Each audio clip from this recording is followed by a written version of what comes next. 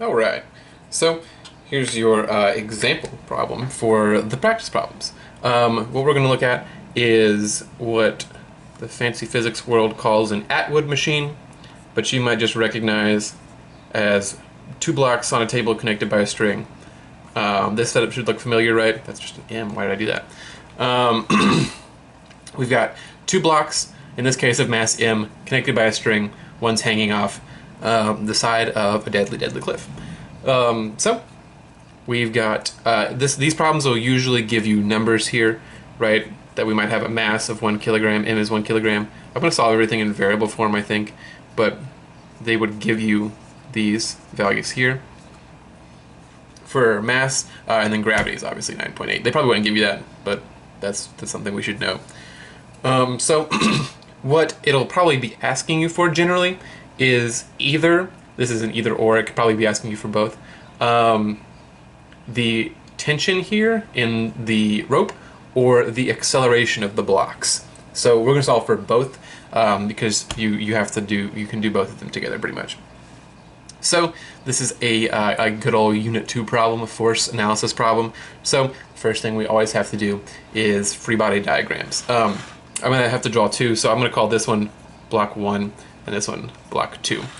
So I'll draw the free body diagram of block 1 first, right up here, calling up and right positive like we usually do. It doesn't really matter, but that's what we usually do, so I'm going to stick with that. So block 1, sitting here on the table. We've got gravity pulling it down, of course, and the normal force of the table pushing it up, yes, and then the tension in the string here acting to the right, Ft. So that's all for block 1. Block 2 next. Yeah, I just changed the markers. This marker's glorious. F2, the mass of block 2 rather, is it's being pulled down by gravity and being pulled up by the rope. So gravity's acting down, tension's acting up. Great. So that's our big first step here. I'm actually going to show you both methods of solving this. If you recall, we talked about two different methods you could solve this. These are the steps to the first, more consistent method. So I will show you a second one after I do the first big one. So this is finished the first step. The next step that we always do after you've drawn your free body diagrams here is write sum of forces equations. So we'll do the one for block 1 first, but notice we've got forces in the x and y direction here. But in the y direction, right, it's really just sitting on the table and not going anywhere. We're really concerned about that motion in the x direction. So I'm not going to draw or write a force equation for the y direction. I'm just going to do the x direction instead. And not worry about why, because we don't care. So in this case, if there were friction, you would care, because you use the normal force to solve for friction. But in this case, we'll just do F1x. So sum of forces, in this case, is it equal to 0?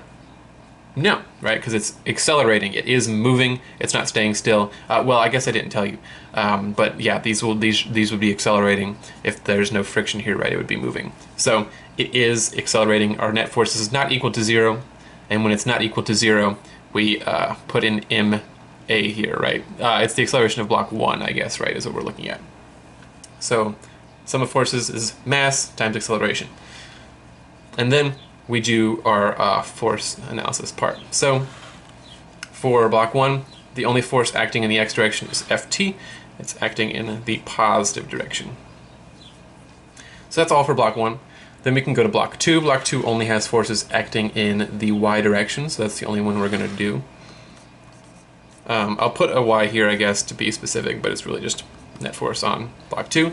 Block 2 is also accelerating, right? So net force is equal to mass times acceleration of block 2. And we just have gravity in the negative direction, tension in the positive direction, right? So Ft minus Fg. Lovely. Alright, so we're done with step 2, writing sum of forces equations. And we can't solve any of these individually, right? We don't know acceleration, we don't know force of tension, same here. So we can't solve them independently, which means we have to figure out a way to put them together. So the first immediately obvious or like the force most obvious, whether it's immediately obvious or not, is that these forces of tension here are the same, right? The force of tension here and the force of tension here are equal because the tension is constant throughout the rope. So we can actually take this equation here and substitute it in for Ft, right? So MA1 is equal to Ft, so I'm just going to take the MA1, plug it in for Ft. MA2 is equal to MA1, and this is force of gravity, right? Force of gravity is just mass times acceleration due to gravity, so I'm going to sub that in as well. mg. F equals ma. If we're looking at g, F equals mg. All right, so we're left with this. Now, we eliminated Ft, but we still don't know A2 and A1. So again, we're kind of stuck slightly. But let's take a look at our setup. So we've got our two blocks and they're connected by a string, right? So as this one falls, it pulls this one along with it. And so because of that string, right, their motion is tied together, they're moving together, which actually means that their accelerations are equal, right? Because as fast as this one is moving, it pulls this one along with it. So these are actually equal to each other. A1 is equal to A2. But this isn't actually a fully true statement. We're missing a piece of this. Because if you look at directions that we've defined, right, block 1 is accelerating to the right, it's accelerating in the positive direction, but block 2 is actually accelerating downward. So it's actually accelerating in the negative direction, which means A1 is positive, but A2 is actually negative because it's going in the negative direction, right? It's going down, and we call that negative. So they're equal, it's just A2 happens to be in the negative direction. So now we can substitute this in and solve. I'm actually going to sub in A2 here because of, well, you can do it either way. I'm just going to do that because it'll lead us to an easier solution for Ft later. So I'm going to plug in an A1 where this A2 goes. So if I'm plugging in I'm plugging in an A1 where the negative A2 goes, then I get a negative MA1 here, right? Is equal to MA1 minus mg. Then I'll just combine like terms. I'm just going to flip-flop these so that we get mg is equal to, this would be ma plus ma, right? So I'm going to go ahead and do that math. Real complicated here. 2 ma1. And if we just divide by 2m, put it over here,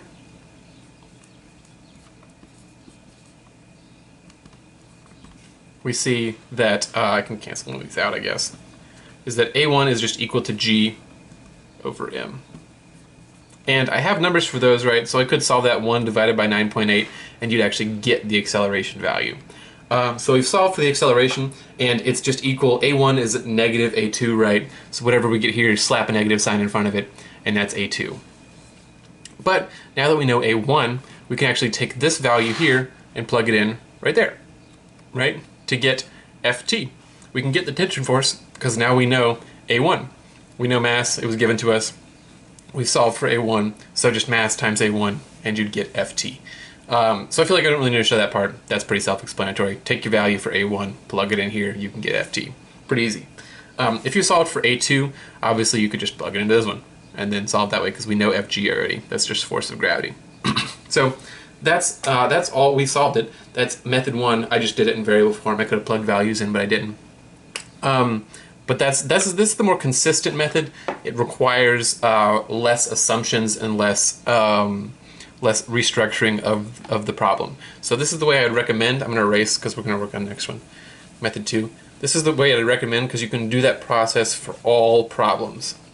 But the next one applies only if you use some assumptions. So here's the second method, method 2.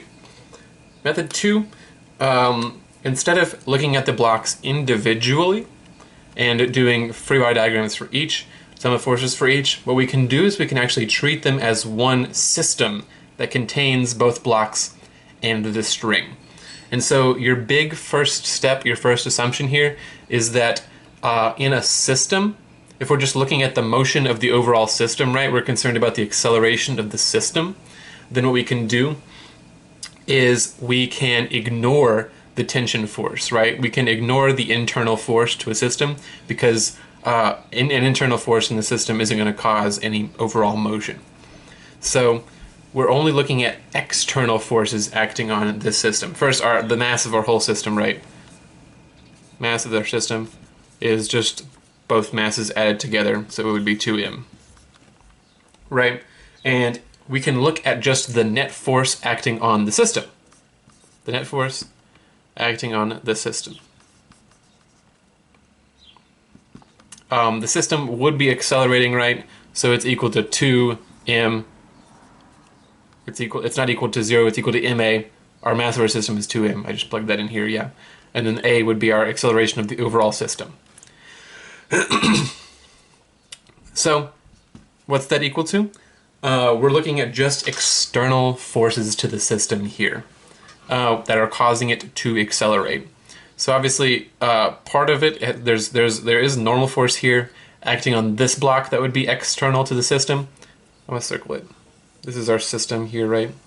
So it's acting on the system. Technically, the table is pushing up on this part of the system, right? But that's not really causing any motion, right? The blob, our system here, isn't going to start moving up, so we're not really worried about that one. But something that is causing our system to move, right, is the force of gravity pulling it down right here, right? If you pull on this part of the blob, the whole blob will move this way. So we do have some force of gravity acting on it here, but it's not pulling on our whole system, right? The force of gravity is really only pulling on this part of it. This mass here is the only system, or the only part of the system that gravity is acting on. So our force of gravity here, right? So that's the only force that we have external to the system. But this force of gravity is only acting on, it's only the mass 2 g. That's the only force that's acting on us. I don't know how to erase this. So our only external force is the force of gravity on block 2. And so you can solve 2ma equals mg. You can solve now for a, because we know a. And what you'd get is, I'd divide over, these would cancel out, you'd get the same thing, g over m. Right, that's what we got before. So you get the same thing for the acceleration. Unfortunately, you'd still have to do a individual setup with a free body diagram and sum of forces in order to find tension. But you can solve for the acceleration of the overall system like this, treating it as one big system, ignoring the internal force. So that works too. Again, I'd recommend first method, but this method works as well, at least partially. So, good luck. Thanks, friends. Bye-bye.